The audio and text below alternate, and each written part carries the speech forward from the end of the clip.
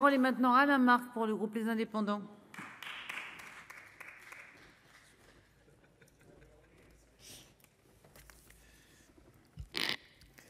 Madame la présidente, monsieur le ministre, monsieur le rapporteur, madame la présidente, la France vit au-dessus de ses moyens. Cela fait plus de 40 ans que les budgets présentent des déficits importants, avec pour conséquence inéluctable le creusement de notre dette.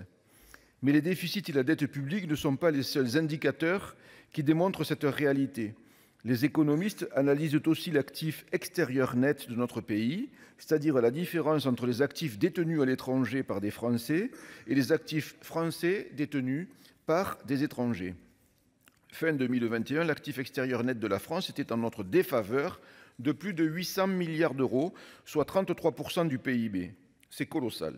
À titre de comparaison, l'actif extérieur net de l'Allemagne est positif et s'élève à 60% de son PIB. Au Japon, il s'élève carrément à 66% de son PIB.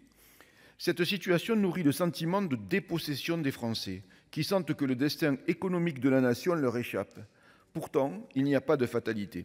La preuve, c'est que l'actif extérieur net de la France était positif il y a 20 ans, certes à hauteur de 6 milliards d'euros en 2002. La situation s'est notamment dégradée à cause de notre solde commercial qui est devenu structurellement déficitaire.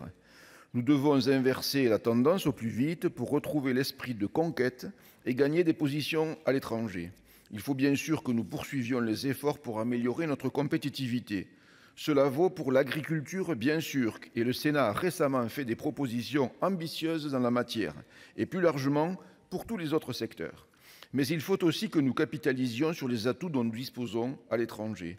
À cet égard, les entrepreneurs français installés hors de France constituent un actif stratégique incontournable. C'est pourquoi je salue cette proposition de loi qui vise à mieux les reconnaître et les valoriser. Elle part d'un constat clair. Il n'existe pas de définition juridique des entrepreneurs français à l'étranger. Or, il est impossible de valoriser ce qui n'est pas défini. L'article 1er formule une proposition simple et efficace, monsieur le rapporteur. Je tiens à saluer le travail effectué par vous, rapporteur, notre collègue Serge Babary, qui a largement amélioré la rédaction du dispositif, et ce sur deux aspects, quantitatif et qualitatif. Quantitatif d'abord, en élargissant la définition de l'entrepreneur français établi à l'étranger, afin de rendre davantage de personnes éligibles au dispositif. En effet, il existe de nombreuses façons d'être entrepreneur. Un investisseur impliqué dans le développement d'une entreprise ou un dirigeant, quelle que soit la part du capital qu'il détient, sont aussi des entrepreneurs. Il faut les soutenir. Qualitatif, ensuite, en supprimant le caractère automatique de l'octroi du label. Cela permettra de focaliser le label sur les entrepreneurs qui font la promotion de nos savoir-faire et de notre culture en dehors de nos frontières. Cela donnera davantage de valeur à ce label, qui sera véritablement une reconnaissance et non plus une qualification administrative. Notre groupe soutient également les autres ajustements qui ont été apportés au dispositif, afin d'en rendre la mise en œuvre plus souple. Je pense notamment à la constitution des comités chargés d'identifier les entrepreneurs français à l'étranger, ainsi qu'à la dénomination exacte du label, qui sera travaillée en concertation avec les représentants concernés. Notre groupe votera bien sûr en faveur de cette proposition de loi telle qu'amendée par le rapporteur.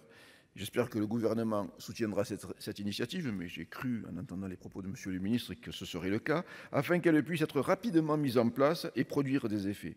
Ce dispositif doit nous permettre de renforcer notre souveraineté économique en valorisant nos actifs à l'étranger et donc d'améliorer notre position extérieure nette.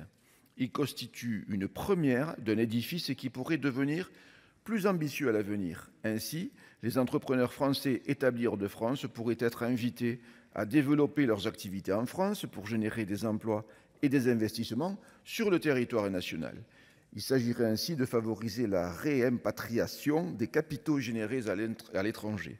Il est bon de vouloir faire venir des grandes entreprises étrangères en France, mais il est bon aussi de soutenir nos propres entrepreneurs en France comme à l'étranger. Merci. Maintenant, c'est Daniel Salmon qui a la parole pour le groupe Écologie Solidarité Territoriale.